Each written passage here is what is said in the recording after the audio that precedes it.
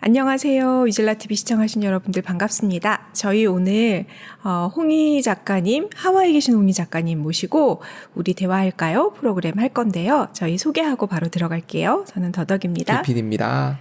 안녕하세요. 안녕하세요. 홍희 작가입니다. 반갑습니다.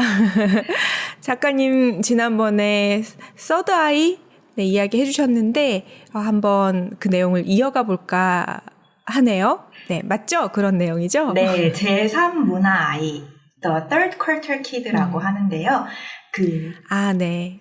본국 문화, 제1문화, 그리고 해외 생활을 하면서 현지 문화, 제2문화, 그리고 그 안에서 제3문화 아이들끼리 적응을 하면서 새로 만들어낸 문화, 제3문화에 관련한 얘기를 하면서요. 저희가 이제 퀴즈를 먼저 제가 드렸었어요. 그 퀴즈 관련해서 조금씩 설명을 드리면서 문화 차이와 그리고 제3문화 아이들이 어떻게 적응을 하고 어떤 경험을 하는지에 관해서 예시를 들어서 조금 더 자세히 설명을 해드리도록 하겠습니다. 드디어 정답지를 보는군요. 저희 채점지를 확인할 수 있는 아주 중요한 시간입니다. 네, 근데 퀴즈가 정답이 없는 퀴즈다. 어떤 답변을 하든 모두 다 이제 정답인, 딱 하나의 정해진 답은 없는 그런 퀴즈였어요. 그런데 여기 제가 제목을 정답문화라고 했는데요.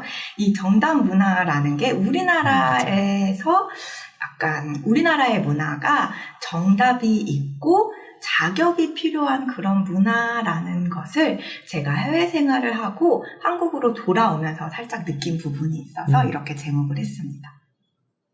아주 공감합니다.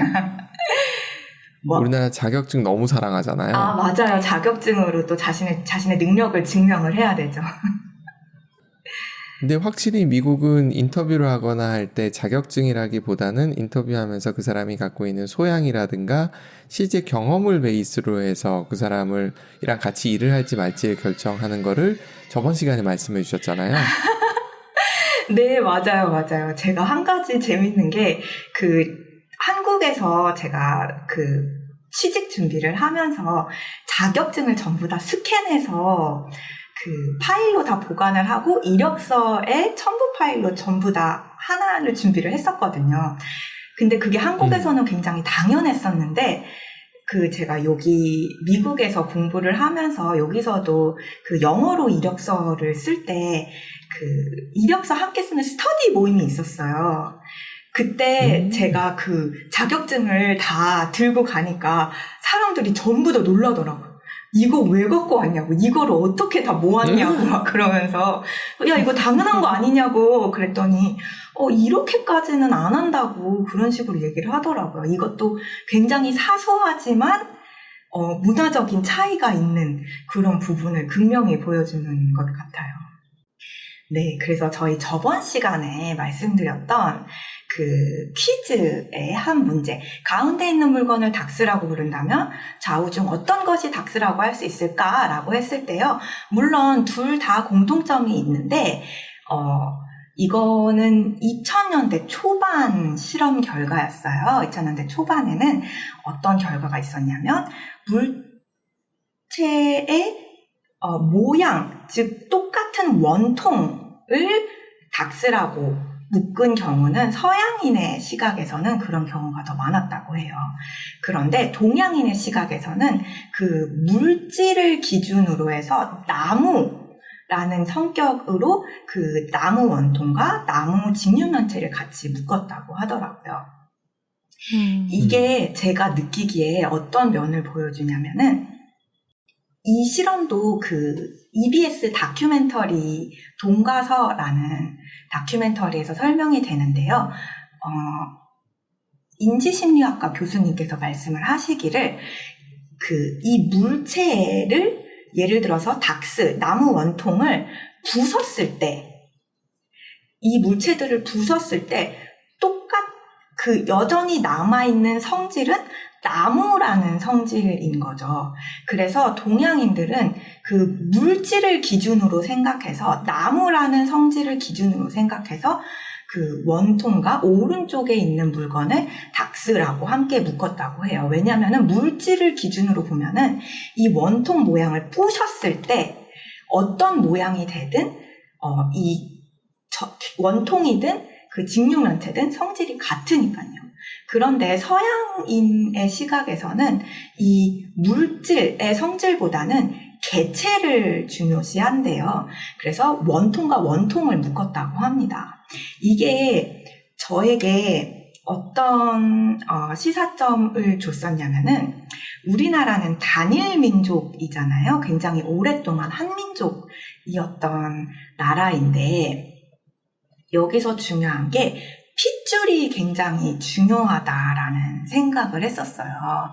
그래서 한국인이 될 수 있는 기준은 핏줄로, 그래서 외국에서 태어났어도 그 한국인의 부모님에게서 낳아졌으면은 한국인의 국적이 바로 부여가 된대요. 네, 그런 식으로. 그리고 한국계 외국인의 업적을 약간 우리 한민족의 업적처럼 생각하는 그런 경우도 있었던 것 같아요. 예전에 한국계 프랑스 장관이 나온 적이 있었는데 이분께서는 어린 시절에 프랑스로 입양을 가셔서 완전히 프랑스인으로 자라시고 프랑스인의 정체성을 가지고 계신 분인데 우리 한국계 이 핏줄이 있다는 사실만으로도 약간 환대를 받는 그런 느낌이 있었거든요. 그리고 또 다른 사건이 하나가 있었는데 2007년도에 한국인이 외국에서 어떤 범죄를 저질렀어요. 그 버지니아 테크 대학교에서 그 난사 사건이 있었죠. 네, 기억나요. 사건이 있었어요. 네, 그때 당시에 대통령님께서 거의 사과에 가까운 애도 표명을 하시면서 이제 애도 사절단까지 보내시려고 했었는데 미국에 거절을 당했던 그런 사건이 있었거든요. 그것도 마찬가지로 이 범인이 한국인의 핏줄이 있었기 때문에 우리가 책임을 느끼고 우리의 잘못이라고 생각하는 그런 상황이 조금은 있는 것 같아요. 어떻게 생각하시나요? 이게 사실은 히틀러가 유대인을 차별할 때 혈통을 갖고서 피가 8분의 1 이상 섞이면 유대인으로 친다라는 경우가 있기는 있었는데 그거는 서양사에서 어찌 보면 좀 일시적인 현상에 좀 더 가까운 것 같고 그리고 혈통을 전혀 신경 안 쓰는 건 아니잖아요. 걔네들도 부모가 누구고 하는 게 있기 때문에 전혀 아닌 건 아니지만 우리처럼 우리라는 카테고리를 만들어가지고 하는 거는 좀 광범위하죠. 그러니까 미국에서 봤을 때 사절단을 보낸다는 게 좀 넌센스? 뭐지? 이랬을 것 같아요. 맞아요. 약간 우리라는 그 공동체의 정체성이 굉장히 강하고 이 안에 들어올 수 있는 자격이라는 게 핏줄 그리고 이제 출신 이런 게 중요해져서 그런 상황이 일어났던 것 같아요. 그런데 이게 약간 아이러니했던 게 그 한국인을 나누는 그런 기준이 어떤 한 면에서는 굉장히 배척하는 맞아요. 기준이 될 수도 있다고 생각됐던 게 뭐냐면은 예를 들어서 복수국적자에 대해서는 약간 배척을 하는 것 같아요. 왜냐면은 양쪽을 다 잡고 그 자신의 이익이 되는 것을 취하는 약간 박쥐 같은 그런 상황이라고 생각을 해서 살짝의 배척이 있었던 것 같아요. 그 예전에 1990년대에 오렌지족 소탕해야 된다는 뉴스도 많았고 그리고 미국 생활을 하다가 한국에 들어와서 약간 풍기문란이라는 오명도 많이 쓰고 그 당시에 이제 한국인들은 그 국민의 의무로서 세금도 내고 뭐 군대도 가야 되고 막 이랬는데 이 오렌지족들은 그런 의무는 하나도 안 하면서 이제 뭐 보상이라든지 혜택만 받는 약간 그런 부류로 생각을 해서 약간의 배척이 있었던 그런 상황도 있었던 것 같아요. 그리고 그 정도가 조금 심해져서 그 예전에는 그 복수 국적자들에 대한 한국인의 국적 박탈을 일괄 처리를 해버렸대요. 그게 국적법, 그게 이제 2010년에 국적법이 개정됐는데, 그 이전에는 성인이 되어서 그 어느 국적을 선택을 하거나 아니면은 한국에서는 외국인 불이행 서약을 했었어야 됐거든요. 그거를 안 한 사람들을 일괄적으로 그냥 한국 국적을 박탈해버렸대요.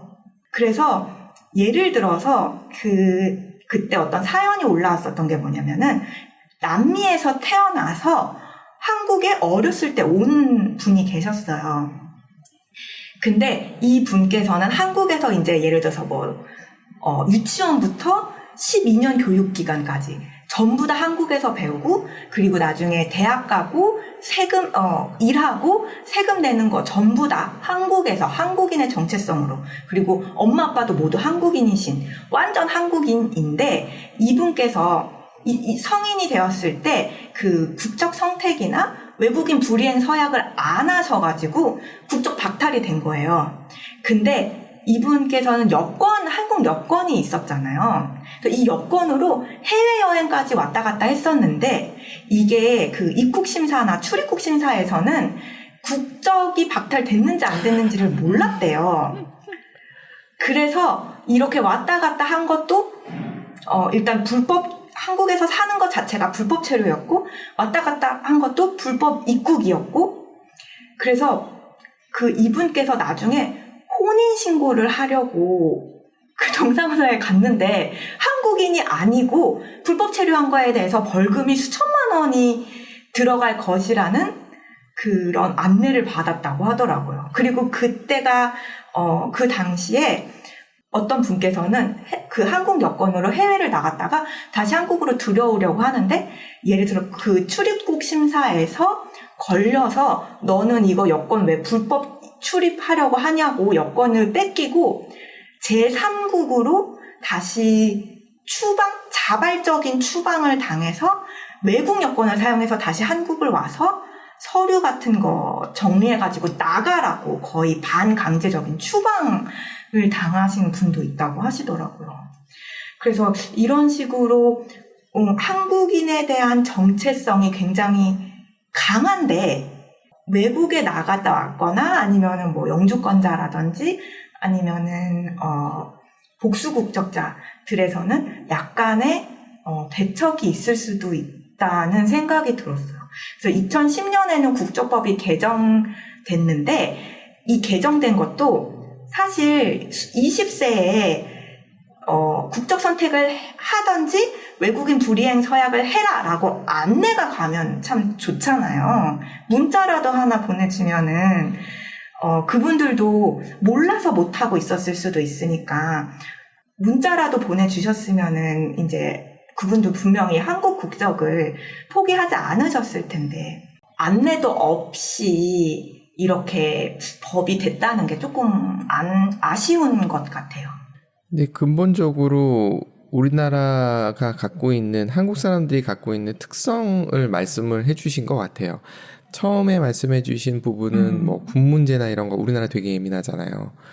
그래서 한 분은 맞아요. 대통령 후보로 나왔다가 아들 군 면제 때문에 그렇죠. 그런 사건도 있었는데, 그 평등의식이라는 부분으로 저는 받아들였었거든요, 그 당시에.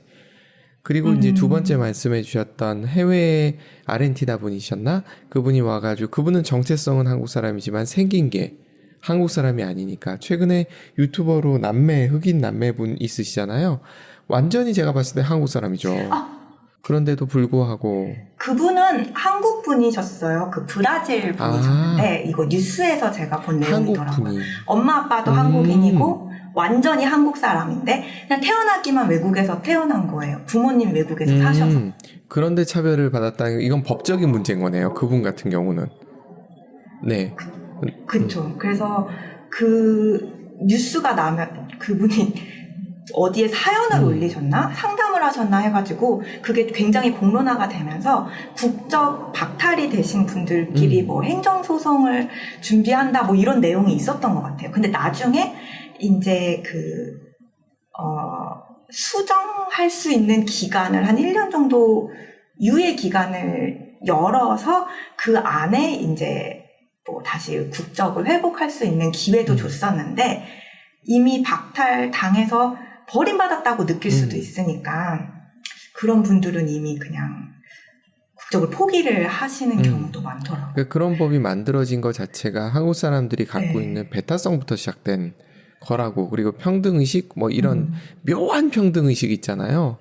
그런 것들이 엉기면서 생긴 현상이라 이거는 사실은 아까 지구촌이라는 약간 올드한 표현이긴 하지만 그런 상황 속에서 상당히 걸림돌이 될 거라는 생각이 많이 들어요. 근데 모르긴 몰라도 최근에 흔히 얘기하는 MZ세대들은 그 부분이 좀 약한 것 같은데 그러면서도 일부 있긴 있거든요. 묘한 평등의식은. 맞아요. 요즘 MZ세대들은 왜 헬조선 탈출하고 한국 국적 포기하는 현상이 2018년도에 굉장히 그 최고점을 찍었었대요. 근데 한국이 그만큼 또 살기 힘들기도 한 그런 뭐 사회적 이유도 있고 하겠죠. 맞아요. 그래서 굉장히 아이러니한 현상이 동시에 일어나는 그런 상황인 것 같아요. 이런 현상이 해외의 다른 나라에도 있을 것 같아요. 그래서 그런 나라들은 어떤 문제가 실제로 생기고 있고 어떻게 접근하는지도 되게 궁금해지긴 하네요. 잠깐 간략하게 말씀을 드리자면은 예를 들어서 미국은 미국에서 태어나면 전부 다 미국 시민권자가 되잖아요. 그래서 외국인들이 너무 많아서 이제 미국에 원래 살던 인디안들? 초기 이주민들, 인디안들, 죄송합니다. 원래 살던 인디안들 다음으로 처음으로 이주하신 유럽인들이 이제 외국인들, 특히 다른 인종에 대해서 뭐 박탈감을 느끼고 우리의 직업을 전부 다 뺏으러 왔다, 뭐 이런 식으로 해서 인종 갈등도 있고 사회적 갈등도 생기고 그렇기도 하더라고요. 그분들이 그러면 초기 인디안들의 마음을 과연 공감할까 하는 생각은 좀 드네요. 그쵸, 공감을 좀 하셔야 안 하시는 것 같아요. 그거 쉽지 않습니다. 네, 아무래도. 그래서 이런, 그 한민족, 그리고 단일민족, 핏줄이 중요한 한국이라는 생각이 들었었고요. 그리고 이 장난감으로 아이들과 놀아줄 때 이것도, 실험이 있었는데요. 서양의 엄마들은 아이들이랑 놀아주면서 명사를 많이 말한대요. 예를 들어서, 이건 뭐니? 이거 트럭이야. 뭐, 이건 뭐니? 이건 삽이야. 이렇게 명사로 많이 놀아주는데, 동양의 엄마들은 동사를 더 많이 사용을 한다고 그래요. 예를 들어서, 삽으로 모래를 퍼봐. 트럭에 모래를 넣어봐. 담아봐. 트럭을 밀어봐. 뭐, 이런 식으로 많이 놀아준다고 하더라고요. 이게 명사와 동사의 차이가 간략하긴 하지만, 굉장히 흥미로운데요. 동사는 우리가 문장으로 볼 때 명령어로 사용을 할 수가 있어요. 그래서 뭐 삽으로 흙을 퍼, 그리고 뭐 트럭을 밀어봐. 이거 전부 다 약간 명령식이잖아요. 그래서 이 트럭이라는 장난감인데도 불구하고 어떻게 놀아야 되는지에 대한 정답이 약간 있어서 그 정답을 약간 주입하는 그런 느낌이 들었고, 예를 들어서 명사를 사용해서 이건 뭐야? 이건 트럭이야. 그럼 트럭으로 뭘 할 거야? 라고 물었을 때 이 아이가 자유롭게 난 이 트럭으로 하늘을 날 거야. 뭐 이런 식으로 자유롭게 상상력과 그리고 주체성을 이제 조금 불러일으킬 수 있는 그런 결과가 나올 수도 있다라는 생각이 들었어요. 제가 이 언어에 대해서 왜 얘기를 꺼냈냐면은 사실 이 언어라는 게 뭐 트럭이야 또는 뭐 트럭을 밀어봐 이거 자체로는 그렇게 큰 차이가 안 나는 것 같아 보여도 이게 내포하는 그 안에 들어있는 의미는 굉장히 크다고 생각을 해요. 이 정서 차이라고들 하잖아요. 외국어를 배울 때는 이 외국어에 속하는 또 다른 인격을 내가 형성을 하는 거라고 하더라고요. 그래서 저도 한국어로 말할 때의 성격이랑 약간 영어로 말할 때의 성격이 조금 다른 것 같아요. 혹시 외국어 배우실 때 그런 느낌 드셨나요? 외국어를 그 정도로 안 해봐가지고. 아이고. 아픈 데 찌르시면 안 됩니다. 아이고. 질문을 잘못했네요. 없던 질문으로. 감사합니다. 그래서 제가 이 영계 국어 능력자라고 제목을 가져왔는데 굉장히 이상적인 상황에서 제3문화아이는 모국어, 현지어, 공용어까지 3개 국어 능력자가 원래는 돼야 되잖아요. 근데 대부분 이제 영계 국어로 끝나는 경우가 참 많은 것 같아요. 이제 원어민에 가까운 수준을 갖추지 못하면서 동시에 모국어를 상당 부분 잊어버리게 되는 그 정말 심각한 문제인 거죠. 그리고 이 다중 언어에서 외국어를 배우면 또 다른 인격을 배우는 것과 같다고 말씀을 드렸는데 이 제3문화아이는 모국어, 현지어, 공용어까지 이렇게 세 가지의 인격 또는 정체성, 정서를 얻게 되는 것과 같아요. 이거를 제가 얼마 전에 오은영 박사님께서 나오시는 오은영 결혼 리포트라는 프로그램 혹시 보신 적 있으신가요? 저는 짤로 본 적 있어요. 저는 없어요. 네. 아이고, 여기서 그 고윤정 안무가 분께서 축구 선수와 결혼을 하셨는데 이 두 부부의 갈등에서 약간 문제점으로 오은영 박사님께서 남편분의 한국말이 서툰 것 같다는 진단을 하신 적이 있으세요. 근데 이 남편분이 중학교 때부터 해외 생활을 하셨대요. 그리고 대학교 졸업 후에는 프로축구단으로 입단을 하셔서 그 해외 생활을 쭉 계속 하셨다고 그래요. 그러니까 이 분도 어떻게 보면 제3문화아이의 정체성을 갖고 계시는 분이겠죠. 그래서 오은영 박사님께서 하신 말씀이 이 언어의 실력이나 그 의사소통에 있어서 이제 그 능력의 부재, 그러니까 공감을 못하거나 생각이 많이 다른 게 아니라 약간의 그 뉘앙스가 다르다는 말씀을 하셨거든요. 우리가 언어를 배울 때 그 언어가 통용되는 문화의 사고방식이나 감정 표현 방법 또는 소통의 방법, 그리고 세상을 보고 설명하는 방법, 그거를 동시에 배우기 때문에 이런 차이, 정서적인 차이가 있는 것 같아요. 근데 이게 너무나도 미묘하고, 그리고 제3문화아이는 어쨌든 간에 모국어가 이제 제1 언어로서 생각을 하잖아요. 그래서 해외에서는, 그래, 너는 그냥 다른 나라 사람이니까, 다른 문화 사람이니까 하고, 그냥 그 차이를 딱 인정을 해버릴 수도 있는데, 한국으로 돌아왔을 때, 야, 너는 한국인인데 왜 그래? 라는 약간의, 이해를 못할 수도 있는 상황, 배제를 당하는 상황, 약간 감정의 벽이 생기는 상황이 좀 많을 수 있다라는 생각이 들었어요. 그리고 이거는 저도 비슷하게 너 왜 그래? 라는 말을 많이 들어서 저도 한국에 다시 돌아왔을 때 왜 우리 성인이 되고 나서는 사실 친구를 사귀기가 어렵다는 말을 많이 하잖아요. 저도 그런 부분에 있어서 옛날부터 알고 지내던 친구도 그렇고 새로 사귄 친구도 그렇고 약간 이게 언어의 차이가 아닌데 약간의 뭔가 벽이 있는 것 같은, 뭔가 감정의 결이 다른 것 같은 그런 느낌이 많이 들었어요. 충분히 저는 그럴 수 있을 것 같아요. 근데 이게 어제도 더덕님하고 사소한 문제가 좀 있었지만 사소하지 않은가? 네. 네. 안 사소하죠. 네, 안 사소한 문제가 소통이 있었습니다. 한국인끼리도 힘들잖아요. 공개해도 되나요? 맞아요, 근데 이게 맞아요. 문화 차이라는 게 그래서 저는 사실 처음에 이 화두를 던지실 때 저는 그 생각 되게 많이 했어요.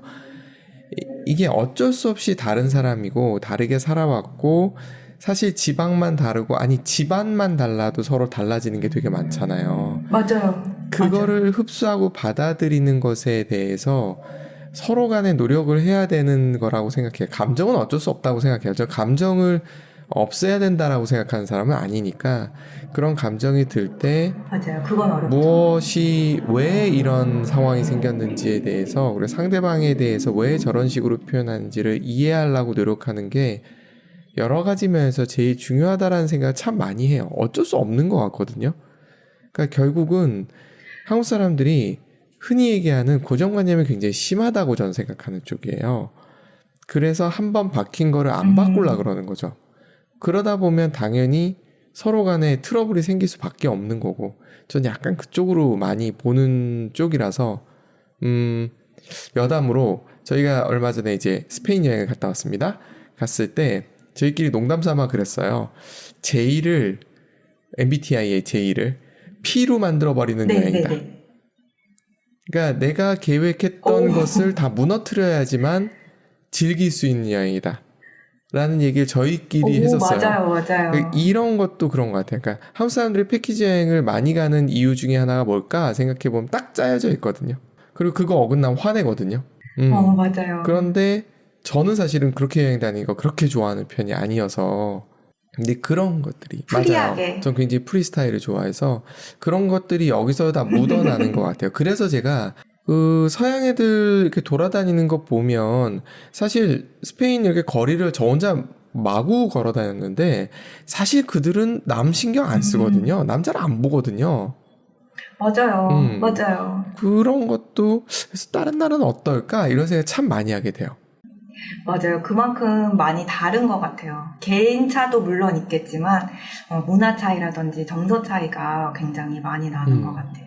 그 말씀해주신 부분 저도 굉장히 공감하는 게 제가 어떤 예시 사례를 하나 가져왔어요. 제가 얼마 전에 들은 얘기인데 학교 선생님께서 말씀해주신 이야기예요. 어렸을 때 외국에서 잠깐 살다 온 친구가 있는데 그 학생이 중학교를 이제 한국으로 다시 돌아오면서 입학을 했대요.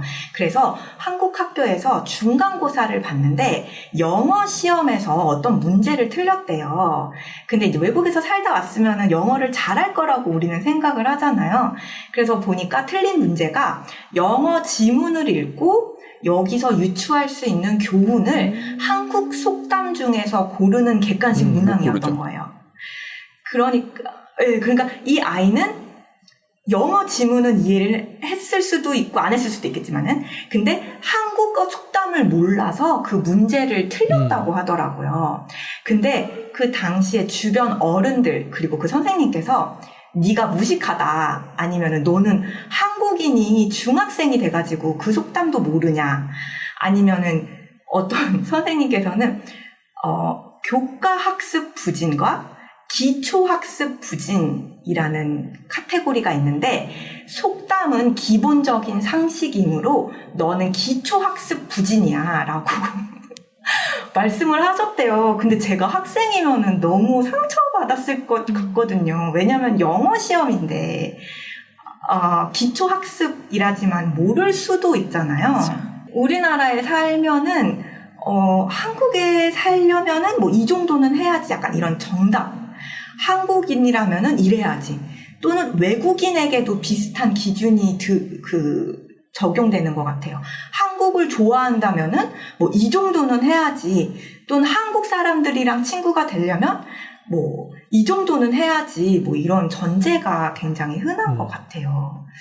그래서 귀국 학생들, 이 학생도 어쩌면 제3문화 아이인 거잖아요.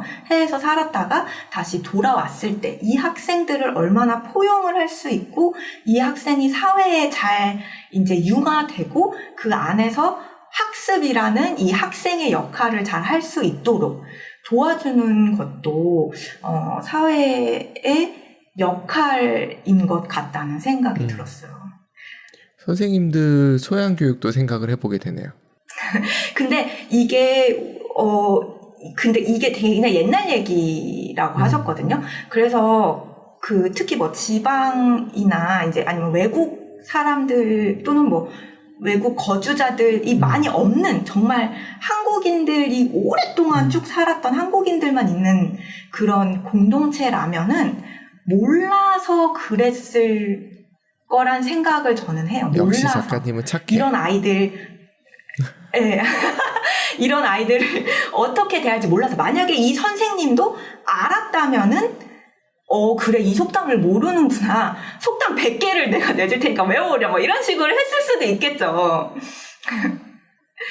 근데 그런 것 자체가 이제 한국 사회가 굉장히 급진적으로 변화를 하면서 어른이든 아이들이든 전부 다 어떻게 이 변화에 대처를 하고 어떻게 행동을 하고 어떻게 우리가 생각을 할지에 대해서 한 번쯤은 고민해 볼 필요가 있는 것 같아요. 아주 공감합니다. 그래서 제가 정답이 있는 사회, 한국 사회라고 했었는데 우리나라는 딱 하나 또는 좀 특정한 정답이 있어서 이거 아니면은 완전 실패라고 하는 경향이 있는 것 같아요. 제가 느끼기에는. 그래서 예를 들어서 어떤 사람이 해서는 안 되는 행동을 했다가 그 행동을 고치려고 조금이라도 노력을 한다면 이 그래프에서 어떤 사람이 빨간색 존에 있었다가 노란색은 약간 그냥 참을만 한 정도, 초록색은 완전 정답 이랬을 때 노란색으로 조금이라도 건너오려는 노력을 보인다면은 이 노력 자체를 인정해주는 그런 사회가 필요하지 않나 생각이 듭니다. 이번에 맞아요. 스페인에서 성가족 성당 혹자는 무슨 네. 파밀리에? 라고 불리우는 거기서 파사들을 이렇게 몇 가지를 보는데 베드로에 대한 이야기를 설명하는 걸 들었었거든요. 베드로가 예수님을 부정했던 사람이잖아요. 그리고 이 사람이 초대 교황이라고 하더군요. 저는 기독교 신자가 아니라 잘은 모르겠지만 그렇게 됐을 때 그 사람이 자기가 예수님을 부정했다는 사실을 항상 시인하고 그렇기 때문에 내가 더 이렇게 봉사를 하고 이렇게 해야 된다라고 얘기를 한다라는 게 그들식 문화인 것 같더라고요. 근데 한국에서는 그 부분을 그렇게 많이 설명하는 느낌은 아니에요. 그리고 이거는 우리나라만 그런 게 아니라 일본 같은 경우도 역사를 자꾸만 덮으려고 하는 노력들을 많이 하잖아요. 그게 동양식 사고인 것 같아요. 뭔가 실수를 한번 한 거는 인생의 오점이기 때문에 그건 지워야 돼 라고 받아들이는 게 동양식 사고인 것 같고 서양식 사고는 그럴 수도 있어. 문제는 그걸 통해서 내가 개선하려고 노력하는지 안 하는지야 라는 쪽으로 보는 차이가 좀 나타나는 것 같더라고요. 완전 맞는 공감하는 말씀입니다.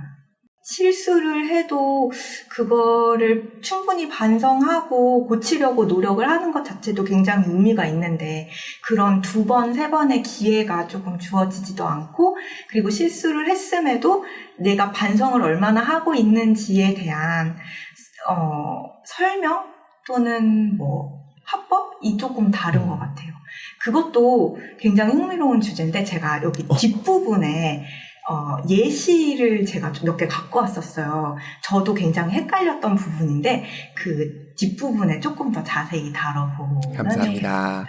그 다음 주제가 모난 돌이 정 맞는다라는 주제를 제가 갖고 왔는데요. 여기서 정이 우리나라의 말하지 않아도 알아야 하는 정이에요. 모난 돌이 정 맞는다. 제가 이렇게 정이라고 정의 단어를 바꾼 이유가 뭐냐면은요, 한국에는 정답이라는 게 있어서 이 사회 안에서 잘 맞게 행동을 하기 위해서는 예를 들어서 이기적인 사람이 있거나 개인주의인 사람이 있거나 아니면은 공동체에 반하는 행동을 했을 때 이제 우리나라 사람들은 이 아이가 우리나라에 잘 했으면 좋겠다는 마음에 이 아이를 위해주는 마음에 도와주려고 계속 야, 너 이거 안 돼. 이건 정상, 이렇게 해야지 정상이야. 네가 잘못됐어. 이런 식으로 이제 사실 마음은 선의에서 나오는 그런 정을 주는 것 같아요.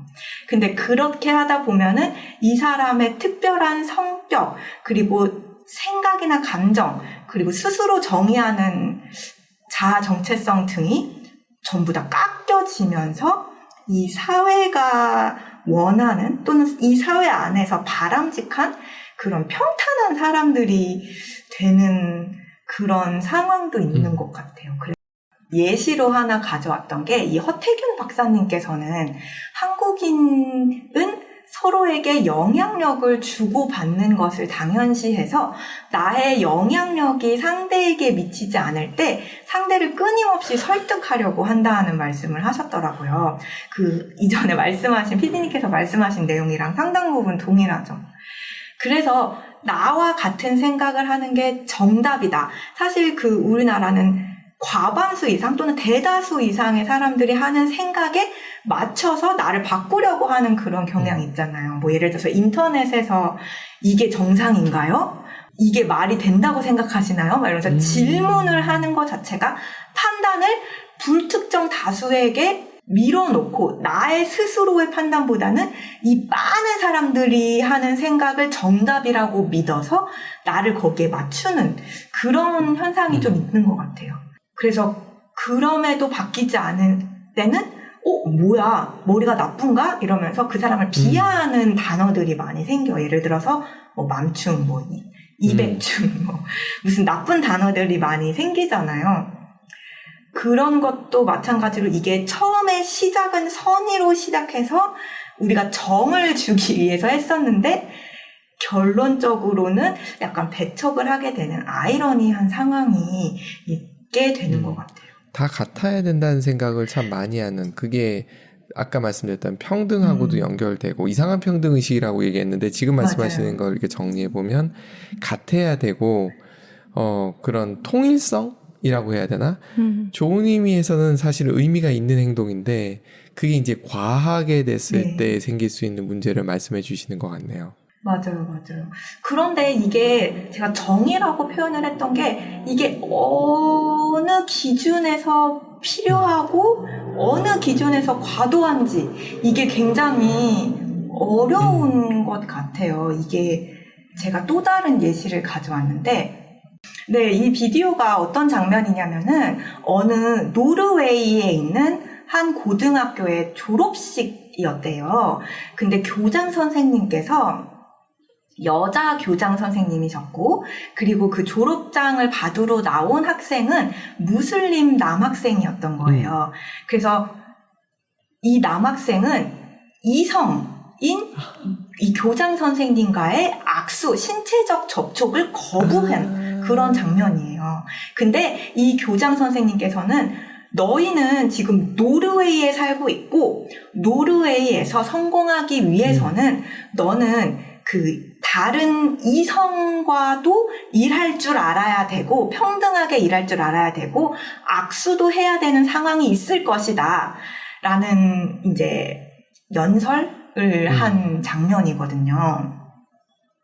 근데 이게 굉장히 애매한 게 이 아이는 이제 제3 문화 아이라고 볼 수가 있겠죠. 어린 시절에 그 외국에 나와서 사는데 이 본국이랑 굉장히 다른 상황인 거잖아요. 본국에서는 여자들은 히잡을 쓰고 얼굴을 가리는 그리고 절대로 신체 접촉도 안 하고 굉장히 거리를 둬야 되는 상황인데 노르웨이라는 국가에 갔더니 양성 평등을 주장하면서 악수도 해야 된다, 이렇게 해야 된다. 그러니까 나의 신념과 종교에 반하는 행동을 해야 된다라고 이 남학생의 입장에서는 강요를 받는 상황인 거죠.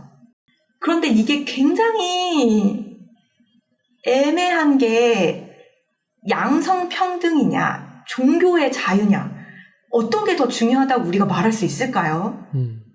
근데 제가 느끼는 건 둘 다 자기의 신념을 강요했다고 생각해요. 상대방한테. 그 이슬람 학생도 사실은 그 종교적인 그런 뿌리다 이런 것들을 공부를 해본다면 그것이 그 이슬람일 테니까 이슬람이면 무하마드가 얘기했던 그것과는 거리가 있다는 거를 알 수 있을 텐데 그냥 무작정 따라갔다라고 저는 보고요. 그리고 저 교장 선생님도 자기네 문화에 대한 우월이 있었을 거라는 생각이 들어요. 그러니까 그러면서 약간 그렇게 차별하는 것이 하등 문화라는 생각이 저는 깔려 있다라고 저는 봐요. 그렇기 때문에 본인의 나라 이름을 계속 언급하는 게 그런 부분이 깔려 있기 때문에 저는 두 쪽 다 패입니다. 제 입장에서 봤을 때는. 맞아요. 이게 양쪽 다 잘못도 있고 물론 양쪽 다 주장하는 바는 이해는 가죠. 그런데 이게 약간 그렇게 판단이 애매한 게 예를 들어서 이 여자가 이 무슬림 국가에 가서 그런 말을 했다면은 정말 완전 선민사상일 수도 있겠죠. 그리고 약간의 문화적인 강요가 될 수도 있고. 근데 이 유럽에 이민을 온 사람들인 거잖아요. 왜 우리 로마에 가면 로마법을 따라야 된다라는 말이 있듯이 이 유럽에 이민을 갔을 때 비자를 받을 때 거기서 교육을 받는데요. 그 유럽은 양성평등이 중요하고 그리고 굉장히 자유분방한 나라이므로 그 공공장소에서 예를 들어서 애정행각을 하거나 자유분방한 의상을 입는 것이 많다. 그래서 이 비자를 받으려면 이 유럽 국가에서 살려면 이런 거를 받아들여야 된다라는 전제를 하고 영상으로도 교육을 한대요. 비자가 나오기 전에. 그래서 어떻게 보면은 이거에 동의를 한 상태에서 그 노르웨이로 이민을 왔다라고 우리가 생각을 할 수도 있는데 그거에 상반되는 행동을 했으니까 그것도 좀 그렇고 그 양쪽이 정말 다 이해도 되고 잘못도 있는 약간 그런 상황인 거겠죠. 그리고 또 하나의 쟁점은 이 아이가 아직 미성년자라는 거예요.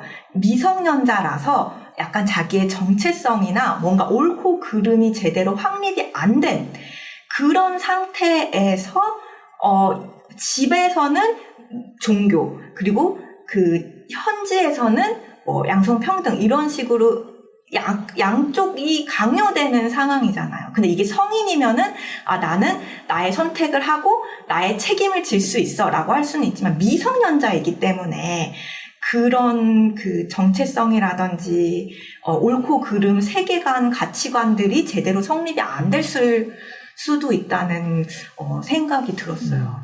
그래서 어떤 학교에서는 이게 지금 이 노르웨이 이거는 2023년 올해 제가 봤던 영상이고 2016년도에 스위스에서 비슷한 일이 있었대요. 어떤 일이 있었냐면은 학부모님께서 이제 선생님과 상담을 해서 이 무슬림 남학생에게 이성과의 악수를 면제해달라는 그런 이제 딜을 넣은 거예요. 근데 이게 만약에 이제 상호 합의가 되면은 문제가 없다고 우리는 생각을 할 수도 있잖아요.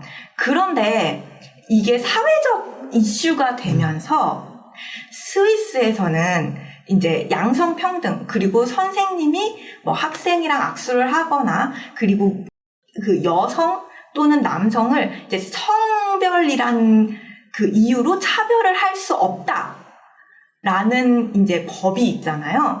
그래서 이 학부모가 그 면제권을 얻어낸 이 학부모가 아이는 이제 미성년자니까 책임을 학부모가 진 거예요.